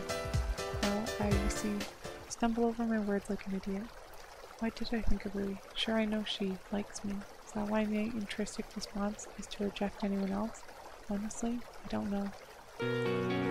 You're going to see her before you leave, aren't you? Huh? Oh yeah, she's the one who told me to visit her actually. I'm pretty sure she's going to confess to me. Don't tell me you're getting cold feet. Well, Misaki suddenly stepped toward, gripping me by the collar. What are you? You have to see her, Yama. You can't just ignore the situation anymore. I know that you're scared, I know that you don't want to lose her, but just imagine how Rui must be feeling right now. She's probably just as afraid as you are. And if things don't work out, do you honestly believe you'll grow apart after everything we've gone through together? I've known you both for a long time now, and there's no denying that you cared for each other, even if it isn't in a romantic sense. So go talk to her, Yama. She needs you right now. Seemingly done with her scolding, Misaki releases me. She's right, she's completely right. I I never really considered how hard it must have been for Rue to decide to confess to me. The least I could do is take her words to heart. Okay, good. Now that we have settled, I have a favor to ask you. What might that be? Promise me that you'll use pattern more often. It's very tame request coming from Misaki. Alright, I promise. Cross your heart and die? Isn't it cross your heart or hope to die? Probably. I was never good with idioms. I chuckle at that. Alright, but I still wouldn't know what to do Pat about. Like I told you before, it could be anything. So I could post that picture I took of you picking the school log. You didn't. Oh, what's wrong? Afraid it would tarnish your online image as a cool, polished trendsetter? I thought that we were partners in crime, Yama, not backstabbers. Help those who help themselves, right? Or I might have a better idea, which is, you make yourself popular in Patter and establish influential connections. Then, with our combined leverage, we take over the world. My own, my love, my precious. Precisely. This girl scares me sometimes, and yet, why do I feel honored? In some twisted way, I guess it's because she regards me as an equal. Come to think of it, that was the case even when we were younger. To Misaki, I was never this troubled or weird kid. I was just a friend, someone who she wanted to have adventures with, someone who she could experience life with. I guess that I'd always appreciated that, even if world domination is a bit of an extreme case. Say, Miki. Yes? I gotta go soon. Could you tell the others why I had to move away?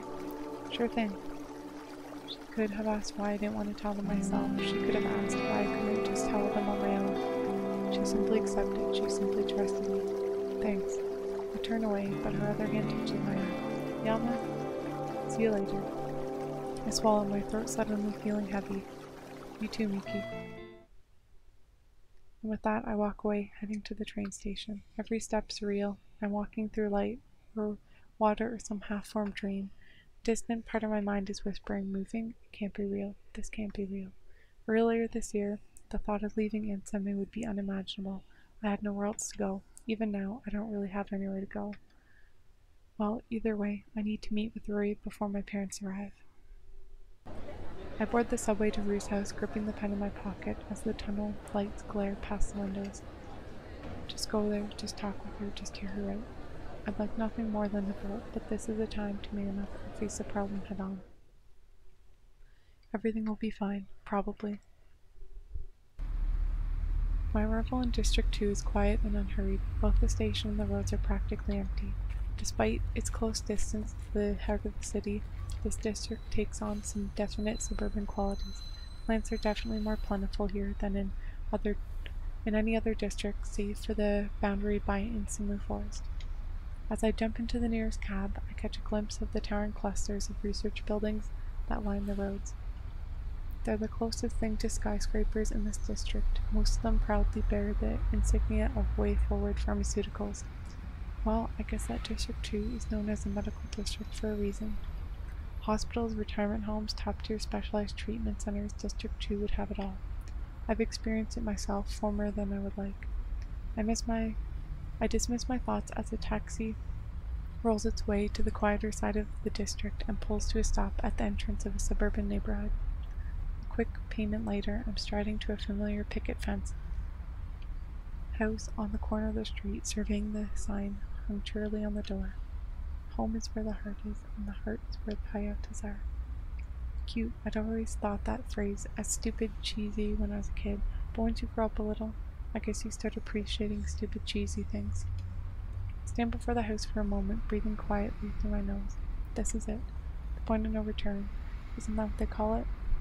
The moment where it's no longer possible to have one foot in water and one foot on land, where the fence is too high to straddle and too thin to balance on. Yes or no, black or white, or A or B. It's time to make a decision, whatever that decision means. I raise one hand to the door. Pause. One hand. How many lives have been ended with one hand? Roman gladiators looking to audiences, searching for telltale directions of their thumbs. Execution orders from monarchs all over the world given with a snap of a finger or the raise of an arm. Anyone with semi-automatic in their hands able to end a destiny with a twitch of their index finger. Go, this isn't good. My mind wandering again. I tell myself that the situation isn't even that bad, that really I just need to focus. Now's not the time to lose my head. I raise my hand again and knock firmly on the door, but it gives way beneath my knuckles, creaking open in silence. Huh? Maybe she left it open for me. But then the smell hits. The moment it does, everything is just unbearable. The first thing that hits my nostrils is a gassy, greasy smell of something burning, like stir-fry left too long in a steel pan. I instinctively cover my nose with my sleeve. The stench presses past my fabric, filtering through every thread like a warm sieve. The house is dark, beyond dimly lit. Not a single light flickers within sight. Even on the electronics, every curtain is fastened shut, leaving only stray pinpricks of light peeking through the windows. A strange curdle of fear fastens my stomach. I push the door wide open, my voice cracking. Uncle, Auntie, Rui? A flood of sunlight washes around my figure, bathing the living room in an ivory glow. What it reveals is cruel, unforgiving, as bleak as it is bright.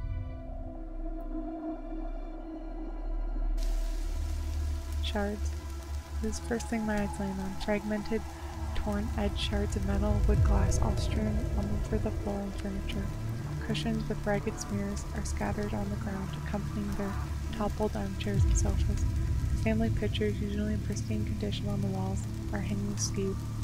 Frames cracked and pictures sagging through broken glass. Transfixed in shock, I step forward, my eyes roving around to take in the scene. I pass by the narrow doorway that leads to the kitchen. Rui and I used to play tag there, back in the day, and we'd try to climb up in the doorframe by pushing against opposite sides with our hands and feet. Now, all I can see is a pan settled on the stove, old oil dancing over blackened food. The stove still alight. Doesn't take a genius to realize that it's the source of the stench. Fire hazard in any other circumstance, and yet it doesn't feel like fire is the worst to come. I almost chuckle. Maybe they were preparing for my arrival. Hospitality was always their strong suit, but despite that, abandoned cooking, lit stove, burning food, the signs all point in the same direction as the destruction before me, something that winds in a lazy path into a dining room. Glass crunches beneath my shoes. I was stopped by the adjoining corridor, lifting my eyes slowly to the dining table. Dread. I had often felt in my life the black, slick sensation in the pit of my stomach that sloshed with every step I took, that rose as bile to my throat, that crushed my lungs until I suffocated on my own breath. But I've never felt it like this. I stagger against the wall, my heart stopping cold in my chest. Rui's father slouched against the table, head pressed almost comically into a bowl of soup, his hands hanging idly at his side. Blood is coated over the back of his skull, cresting over his neatly kept hair, and swimming in the soup that covers his face. His skin is pale, lifeless, his joints solidified from rigor mortis. Dead. How could this happen? My vision spins angrily before my eyes. I feel the automatic response of my conscience slipping away. No. I wrestle reality back into my grasp, jerking away from the terrible scene. I have to call the police, get help, do something. Oh, frig. I stumble out of the dining room, jamming at my phone with trembling fingers when my foot catches against something stiff, creaking, and something very human. Rui's mother, blank-eyed, cuts from the shattered fragments on the floor covering her body, jaw locked in shock at an unseen assailant. A bullet hole is planted squarely in her chest, soaking her clothes on the carpet around her with blood. Clutched in her frozen hand is a pitiful capsule of pepper spray, a laughable self-defense when surrounded by such devastation. I shakily pull myself to my feet, my breath coming fast and heavy. Too late, dead. All my fault. Rui. Where's Rui? Stagger upward, vision still twisting as I pull myself along the wall and into the kitchen. She might still be alive, she might be okay. My own mind ridicules this senseless hope, and yet I feel strength bursting into my limbs, clearing my mind for one vital minute. Oh no. Let's invent a little story. Let's say that once upon a time a terrible murder occurred at an unsuspecting faux suburban home. Two adults accomplished adults, beautiful and gentle adults, were brutally shot to death. Let's say that their home was ravaged, that shards of wood, glass, metal, and ceramics littered the ground so heavily that it was impossible to take a single clear step. But let's say that their sacrifices were not in vain, that despite this blindsiding crime, their daughter, their precious little girl, was able to escape. This daughter found refuge. She waited for her friends. She was terrified, she was upset, but she was alive. Well, there would already be police there or something, I think, if that happened. Let's invent this little story and let's pretend that it's true. Let's sleep in peace, wrapped with hope, ready to fight for a brighter tomorrow. But stories, no matter how beautiful, are always so very wrong. Because in the kitchen, there is an island counter. At the edge of the island counter, there is a sickening lump of blood that lazily oozes down the cabinet. Below this island counter lies something very, very mocking. That's horrible. The hope that had been dared to rise in my chest crashes down my lungs, driving all breath from my body. My eyes are peeled open, unblinking, as if starving will somehow get rid of this sickening display. No, this isn't true. I crumple against the floor, spattering blood over my knees. This is like supposed to be the true end too. I taste something metallic on the corner of my tongue. Visceral memories, barely 3 months old, searched my eyelids. No, this was over. Everything was over. Isn't true, isn't true, isn't true. Pipe screaming wood on metal and a knife sinking deep, deep into flesh. No. I seize the nearest object, a renegade charge from a nearby shattered bowl, and mash it violently against my skin. It should skitter across the surface or glide like ice, or feel distant, quiet, 7 worlds away. The ram shakes in protest as the edge digs into the flesh, drawing slow, weeping blood. I can only stare at it. It throbs. Not a nightmare, not a dream, nothing but reality. Bile claws up my throat until I retch against my mouth. I barely manage to turn away in time. Digested saliva drips from my lips and seeps into cracks of tilted floor. Vision of hallucination. Some other explanation. No, or not this, never this. My sweat is ice cold against my skin. I'm shivering with such intensity that my bones rattle in random drops. That's horrible. Pipes, knives, vomit, blood. Smoke, flooding, exhaust. No, this was supposed to be over. This was supposed to be behind us. She was safe. She made it home. She wasn't at school. She was safe. I forced my eyes to drift down, engraving every corner, every color, every spike of light into the deep recesses of my mind. Eyes glazed, mouth slightly agape, a remnant of surprise. She's dressed nicely, so nicely I don't even remember the last time I saw her out of uniform. She's even wearing jewelry. Choke over my own voice. Right, she thought of dressing up nicely today. She thought of meeting up with me. We were going to have a little dramatic scene, something to do with I like you, maybe, or me too maybe. We're going to eat together with her family, maybe being embarrassed, maybe being understanding. Who knows what decision we would have come to. But that is a different world. I reached her cheek, touching her jaw with the edges of my fingertips. There should be warmth, pulsating life. I almost expect to feel her breathe against my palm. Oh, that's terrible. Cold, still, unnatural, a mannequin manufactured by fate. A small sigh expels from my lips, washing against her bangs. Hurry, wake up. Her eyes are open and blinking, a staring contest on the other side of life. She's not here. I retract my throbbing arm back to my side, slumping unceremoniously against the kitchen island. Shouldn't I scream for help? Shouldn't I wail in anger? But I only feel numbness settling over my skin, something deep, calm, like a lake frosting over in the face of fresh snow. Of course, it would be rude, just like it was music. There doesn't need to be any logic, there doesn't need to be any sense. All there has to be is cold, unforgiving injustice. Misery, pain, suffering. Death can strike whenever it pleases, so as long as it receives its ample reward. I throw back my head, I laugh. It reverberates into the empty, splintered ceiling. Beautiful, I mean, it's a cold kind of beauty, but it's beautiful. Just like death. My eyes drift onto Rue's face, and we stand there, an irreplaceable calm, stilling all of her. all other thoughts. I can almost see it from here. Fragile, pale body laid gently against the ground like a princess in slumber. Maybe she's smiling a peaceful smile. I'd like that. She would be lovely, quiet, vulnerable, weak. She'd be standing there frozen in shock, images swimming both over and like her production. Weak. She'd be trying to call the police, but her fingers would slide across the bloody surface of her phone to no avail. Weak. I wish that we could trade places. I wish that I would be the one lying on the floor, and she would be the one slumping against the wall with her useless phone clasped in her trembling fingertips. I wish that I would be the one with my jaw solidified in horror, and that she would be the one with a peaceful, emotionless smile. I wish that I'd be gone, drifting away in a soulless wind, and she would be here, her spirit tortured and rent apart, but alive. I've wished many things, most of them too ridiculous to name. This too must be ridiculous. My vision blurs. Perhaps I care, perhaps I don't. Something clatters to the ground, seep gently in Rui's pool of blood. Time wears fairly on. I see nothing, I hear nothing. There's nothing in my mind but a pale reflection, a glimmer of scarlet ribbon fixed behind my eyelids.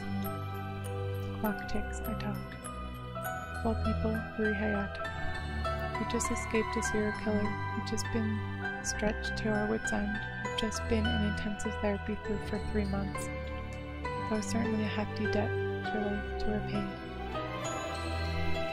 An innocent, gentle-hearted girl thrust into something that snatched away her ability to talk. She deserved the world. She should have grown up, married a guy who was madly in love with her, had 1.6 children, lived in a house with a white picket fence. But this, what is this? This is beyond simple injustice. This is just cruelty. Life is cruel, death is cruel, and Rui has to pay the price for their damn little games. Treating her like a pawn on the chessboard, an insignificant sacrifice for meaningless life. I wonder if it's Natsuki. I can't stand it. She never deserved it. This, any of it, any of it. I lash out blindly, the heel of my foot splinters against something wooden, stabbing deep into my leg. The pain feels distant, like my limbs are detached from my head. Might as well be. After fighting so hard to keep it all together, slamming ourselves repeatedly into a wall until it shattered in our broken bodies. Rui is still dead. Then the pain, a hammering hollow circle of agony in my arm and my foot, drives to a sudden frenzy. I'm assaulted with the sensations bright and fierce and angry, corkscrewing directly into the marrow of my bones. Does it have to stay on the screen of her dead? No Rui, no more Rui. No more bright smiles and flushed cheeks and teasing winks and exasperated, loving little sighs. My calf clenches in sudden agony. I bite the inside of my cheek to keep from screaming. No more fretting like a mother, handling totally extra lunch boxes and tiny little signs of jealousy. The throbbing in my arm rises to my shoulder, past my neck, right into my skull. I cradle my head in my arms, desperate. No more casual trips to GFC and random moments of make-believe and strolls around downtown. Because life as you know it, is gone. Tears squeeze from below my eyelids, mixing with the flecks of blood and bile smeared over my face. Stop. Just make it all stop. Not Rui, not Mizu. There's pain, so much pain, too much, I can't handle it. I can't handle this, and everything hurts. I just can't. Jack and Jill went up the hill to fetch a pail of water. Jack fell down and Jill fell and broke her. And Jack came tumbling after. Then Jill's corpse comes to life. Jerks upright, limbs tied to loose ends of puppet strings, smiles at me through a sheen of red. Oh Jack, you're late. Iron shoves up my nostrils and strangles down my throat. I choke, working to speak. Sorry. She pitches forward, pushed by something invisible. Her slender fingers wrap around my neck, digging into my throat. I catch a whiff of her breath, putrid, rancid, the smell of raw old eggs over decaying meat. The smell makes me gag over my own tongue. I shouldn't have been late. Her fingers disintegrate into bones, skin cells fall into ashes on the wind. They clatter into an ordinary pile, forming a makeshift xylophone. Tiny little notes begin to ring from their skeleton surface. It's supposed to be a melody. I can feel the vibrations in there. I know that the song is supposed to be beautiful, but my ears only hear dissonance, cacophony, or a dirge for a murder of crows. When pungent burning smoke shoots from the stove like an arrow, slapping me in the face. Hospitality. Should have been hospitality. Don't do this. Come back, Louis. My surroundings melt away. I squint against the screeching, agonizing light that stabs on my eyes. The light only intensifies. No rest, never rest. You're trapped, you fool. There's no place for you. I reach out. The brightness pricks my hands. I slither backwards. Stop it. The light advances and digs through my fingernails, bleeds past my eyelids, settles in the space of the back of my neck. I pound myself against invisible walls. I rattle, chimes on a wooden bridge. No place, no peace, no pace. Stop it. Everything ends. Elsewhere something must be beginning. But what is that? What is that to an ending? I'm sorry, I'm so sorry. But this, can't do anything about this. This is out of my control. Out. What the heck? To be continued. What? That's all I get. Wow. Wow. Thank you for playing Lucid 9. You're welcome. Well, I guess I'm done that game. That was a bunch of BS. That's a good ending, and Marie's dead. Like, why couldn't she just... Some people get shot in the head and they survive? That's terrible. Well, I'm done with that game. The next game I'm going to be streaming is, I think, going to be The Wolf Among Us. I think that's what it's called. It's a Telltale game. I got it as a gift. It looks really fun. So I'll probably stream that tomorrow, later in the evening. So thank you for watching my stream. That was Lucid 9. There's lots of different, you know, like bad endings and stuff. So you can play it yourself if you want. There's lots of stuff to it. Most of it just, you know, filler story building. But whatever. Anyway, thanks for stopping by. I'm ending my stream now. See ya.